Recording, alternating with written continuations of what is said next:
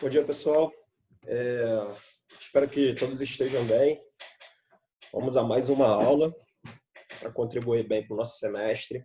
Espero que todos estejam aproveitando as videoaulas, o material que está sendo postado também toda semana na nossa página lá do Google Sala de Aula. Estamos na reta final. Espero que todos continuem com o mesmo ímpeto aí de aproveitamento do primeiro bloco antes da NTI. E como esse tipo de plataforma é muito novo para a gente, se quiserem enviar sugestões para o meu e-mail, fiquem à vontade, tá, gente? Sugestões de aula, sugestões de atividades, enfim, fiquem à vontade, tá? Então, vou abrir aqui.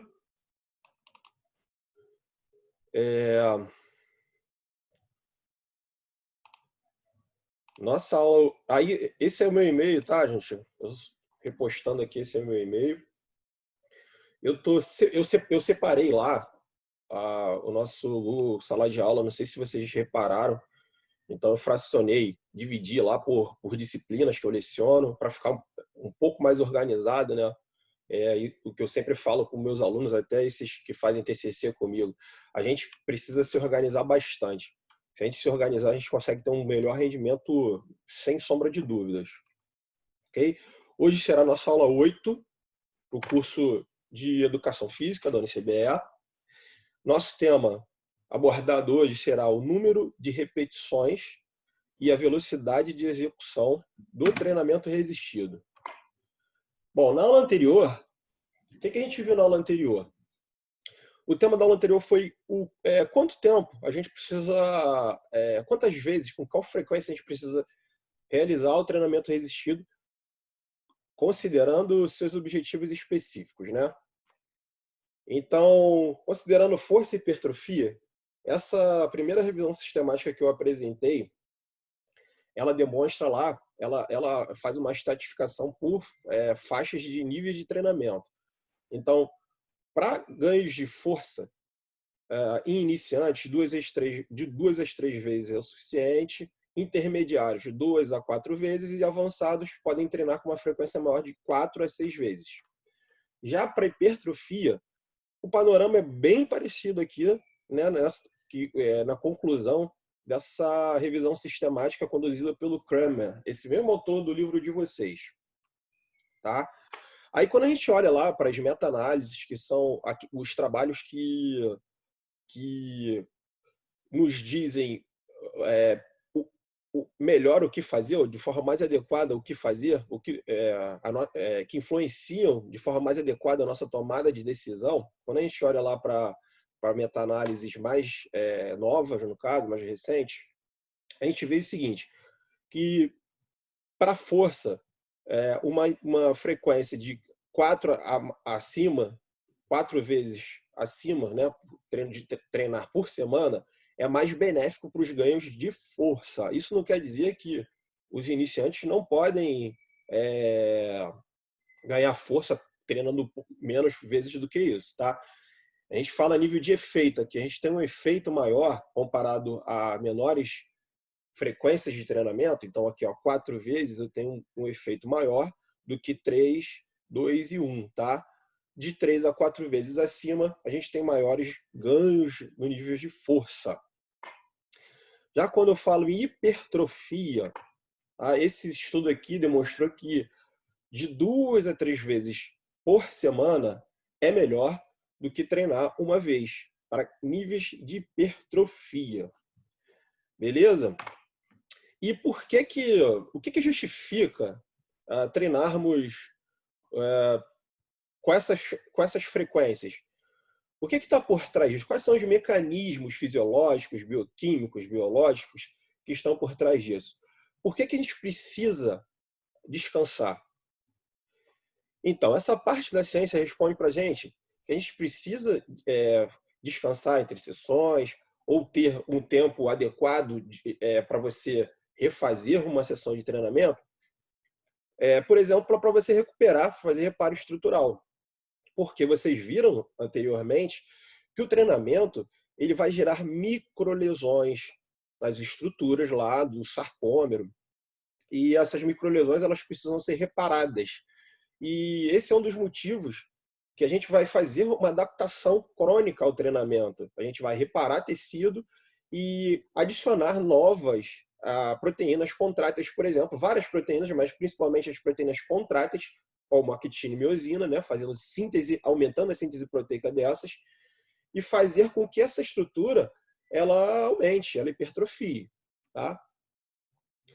Bom, então nós concluímos dessa aula na passada que treinados eles podem se beneficiar, né, em força e hipertrofia com frequência de treinamento apenas de 1 a 2 vezes.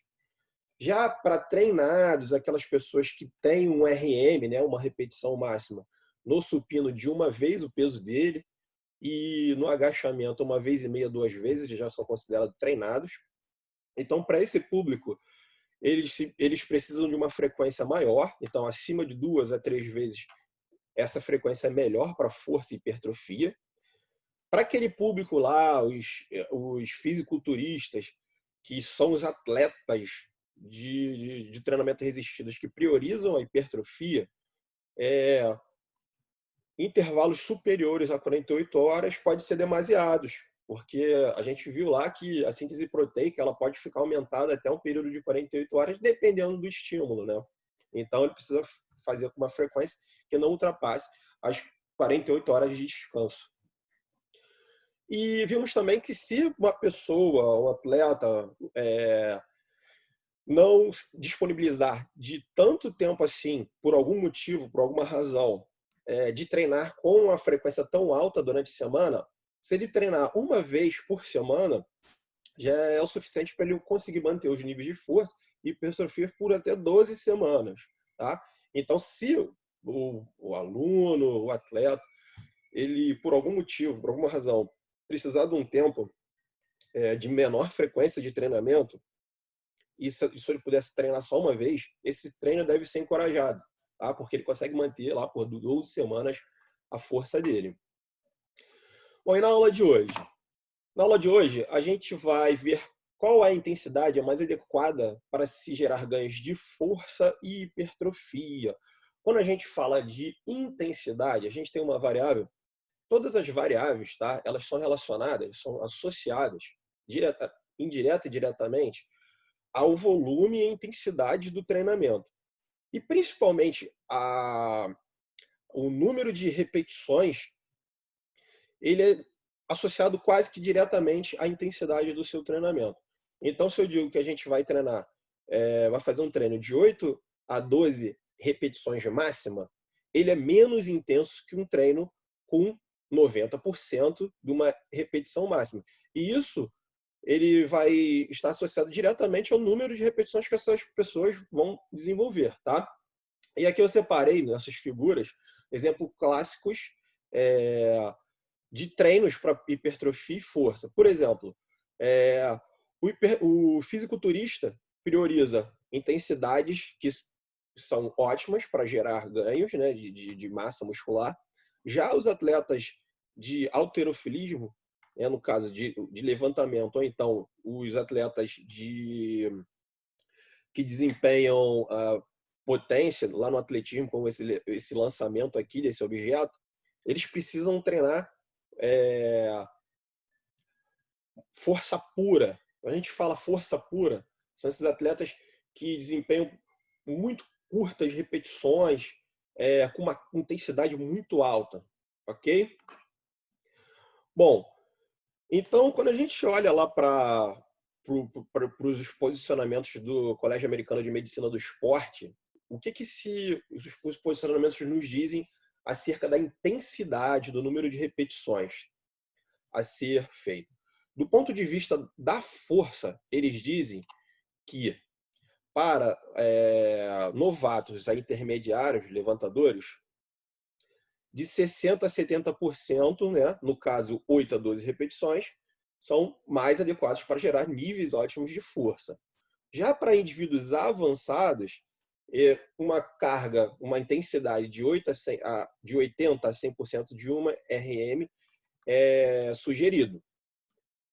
Bom, e já do ponto de vista de hipertrofia, o que o American College nos fala? Que para novatos, cargas moderadas, tá? De 70% a 85% de um RM, também lá de 8 a 12 repetições.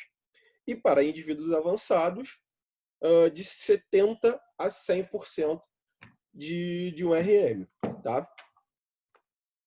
Bom, sem te analisar alguns livros, inclusive esse que foi disponibilizado no Google Sala de Aula de vocês, em PDF, o que a gente vai ver lá? Esses autores aqui, eles falam que para força, tá? Ganhos de força, ótimos de força, a gente precisa treinar com intensidades próximas lá à máxima, né? De 80% a 100% de um RM. E isso vai fazer com que a gente fique entre 1 e 6 repetições máximas. E já para hipertrofia, a gente tem um percentual um pouco mais baixo, tá? Vai de 45% a 85%, e isso vai nos possibilitar realizar RMs, repetições máximas, entre 6 e 12 repetições, ok? Bom, e o que fundamenta, quais são as bases fisiológicas, bioquímicas, biológicas que fundamentam essas intensidades, tá? Eu vou abrir aqui, eu vou já pausar aqui, vou abrir outro vídeo, tá, gente?